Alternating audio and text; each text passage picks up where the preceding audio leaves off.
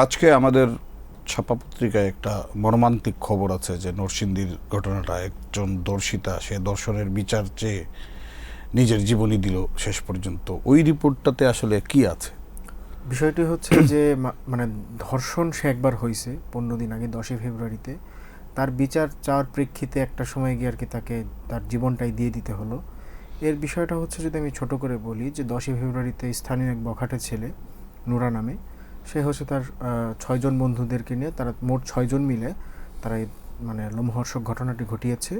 তো তার প্রেক্ষিতে পরিবারের পক্ষ থেকে তার বাবা যেটা বলেছে যে তারা মামলা করতে গেছিল বা পুলিশের যে প্রসিডিউর সেই অনুযায়ী আগাতে গেলে স্থানীয় এক বিএনপি নেতা তারা হচ্ছে এটার বাধা দিয়ে তাদেরকে গ্রাম্য যে সালিশ যে কালচারটা আছে সেইভাবে তারা হচ্ছে বিষয়টার দামাচাপা বা সমাধান করতে চায়। হ্যাঁ, সমাধান করতে চাইছিল। এবং সালিশের কি তারা ওই মানে যে ভুক্তভোগী তার সাথে ধর্ষকের বিয়ে দেওয়ার বিষয়টারও একটা চেষ্টা তারা করে, বাট মেয়ের পরিবারের পক্ষ থেকে তারা রাজি হয় না। এবং আমরা যেটা জানতে পেরেছি এবং পুলিশ এটা নিশ্চিত করেছে যে ধর্ষকদের কাছ থেকে যে সালিশ যারা করছে, যে বিএনপি যে নেতা, তারা 8,000 টাকা নিয়েছে। এবং পরবর্তীতে 8,000 টাকা নিল।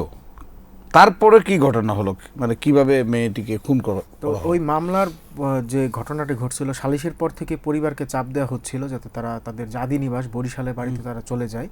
তো পরিবার থেকে বলা হচ্ছিল যে ঠিক আছে, আমরা আগামী মাসের 1 তারিখের মধ্যেই শিফট হয়ে যাব। তো নিরাপত্তাহীনতার কারণে মেয়ের বাবা হচ্ছে মেয়েকে তার খালার বাড়িতে দিতে যাচ্ছিলেন বুধবার রাতে, যেদিন ঘটনাটি ঘটে।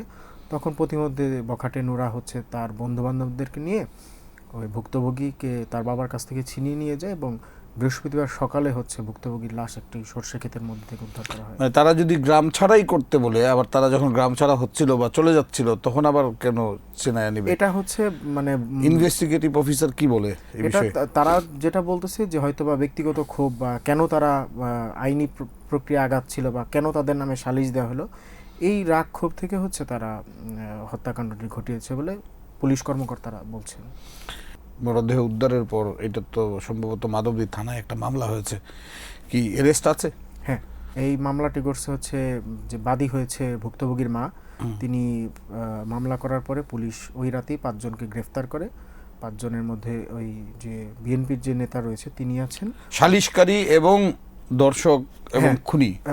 5 জনের মধ্যে 3 জন হচ্ছে সালিশকারী, 2 জন হচ্ছে মানে ধর্ষণের সাথে যুক্ত ছিল এরকম এবং ব্যক্তিরা। যে দুইজন দর্শনের সাথে যুক্ত ছিল তারা কি আবার হত্যাকাণ্ডেও যুক্ত ছিল? এটা পুলিশ নিশ্চিত করতে পারে নাই আমাদেরকে, তারা কোনো এই বিষয়ে কোনো মুখ খোলেনি। তারা বলছে যে আমরা তদন্ত চালাচ্ছি এবং তদন্তের পরে হয়তো আমরা এই বিষয়ে আরো বিস্তারিত জানতে পারবো। তবে মেইন যে অভিযুক্ত নুরা, যে ধর্ষক এবং যে খুনি, তাকে এখনো ধরা যায়নি।